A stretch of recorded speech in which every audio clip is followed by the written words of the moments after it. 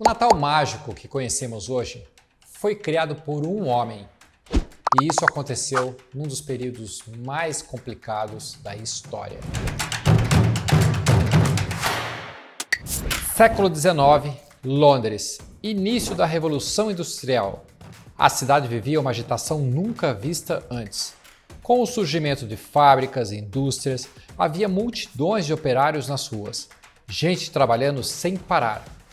Um caos de correria, barulho e nevoeiro misturado com a poluição vinda das máquinas a vapor. Nesse ambiente frenético, o Natal se tornou um problema.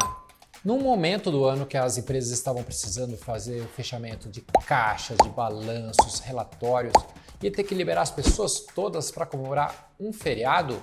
Não, era melhor deixar isso para as igrejas, é o que todos pensavam. E quem estava inconformado com esta situação era o escritor Charles Dickens.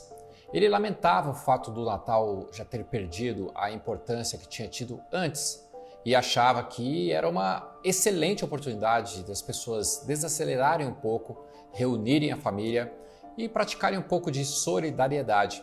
Afinal, havia muita gente pobre, com fome, pedindo dinheiro ao redor. Dickens teve a ideia, então, de escrever um livro que pudesse emocionar as pessoas e, quem sabe, convencê-las a comemorar a data de novo. Mas já era outubro daquele ano, 1843. Faltava apenas 2 meses para o Natal. E, para piorar, ninguém se animou com a ideia. Os amigos diziam: "Para que se preocupar com uma data tão desimportante quanto o Natal, Charles?" Mas o escritor estava decidido e conseguiu convencer os editores a publicarem a obra apenas após ele se comprometer a pagar do próprio bolso a impressão. Assim, ele escreveu o livro em tempo recorde e, no dia 19 de dezembro, apenas 6 dias do Natal, o livro foi publicado. E, contrariando as expectativas, o livro foi um sucesso imediato. Em abril, já estava na 7ª edição. E, para resumir a história, foi esta obra que ajudou a resgatar as comemorações de Natal como a gente conhece hoje. Desde a ceia e passando pelas decorações, a troca de presentes e até a neve, que antes era vista como um transtorno, se transformou no cenário ideal para a comemoração do Natal. O livro, que se chama Uma Canção de Natal, é dividido em estrofes e foi fundamental para que as músicas natalinas saíssem das igrejas e tomassem os lares. Mesmo a tradição da árvore teve início nessa época, porque ao mesmo tempo em que Dickens lançava o livro, a realeza britânica importou um grande pinheiro da Alemanha. E como isso foi divulgado na mídia, o pinheiro incorporou-se a esse imaginário que o povo estava tendo da oportunidade de comemorar o Natal. Até os filmes de final de ano e de Natal derivam do trabalho de Charles Dickens. Graças ao sucesso de vendas, ele escreveu outras 20 histórias de Natal, que aos poucos foram se transformando em peças no teatro. E com a chegada do cinema, foi natural levar essas histórias para o cinema, dando início à tradição dos filmes de Natal.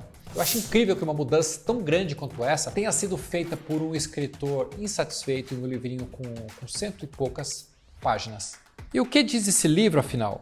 É sobre um velho rico, avarento e mal-humorado chamado Scrooge, que odeia o Natal. Ele dizia o seguinte: qualquer idiota que sai por aí com um Feliz Natal na boca deveria ser cozido no vapor. Então, Scrooge recebe a visita de 3 fantasmas: o fantasma do Natal passado, o fantasma do Natal presente e o fantasma do Natal futuro. Os espíritos mostram a Scrooge como sua vida é medíocre, árida e solitária. Ele descobre que é odiado por todos e que o único que vai lamentar sua morte é o funcionário que ele mais maltrata. Aquilo pegou em cheio a aristocracia britânica, que passou a promover de forma pública a solidariedade, a empatia, a compaixão. Bom, basta dizer que a partir daí o famoso espírito de Natal se espalhou pelo mundo. Mas o livro traz outra mensagem importante, que qualquer pessoa, por mais simples que seja, pode comemorar o Natal. Porque não se trata de dinheiro ou de presentes caros, mas sim de afeto, religiosidade e compaixão. Uma ceia de Natal incrível pode ser feita com os alimentos mais comuns. As descrições que o livro traz de cebolas, maçãs, bananas e o preparo de uma torta, por exemplo, é de dar água na boca. Essa mensagem é muito atual, especialmente nesse Natal de 2020, um ano que foi tão cansativo, frustrante e trágico. Mas eu acredito que justamente por isso a gente deve aproveitar o Natal para relembrar o que realmente importa: as relações, a família, o afeto, a gratidão. Se você quiser entrar nesse espírito de Natal também, eu recomendo que você leia Uma Canção de Natal, de Charles Dickens.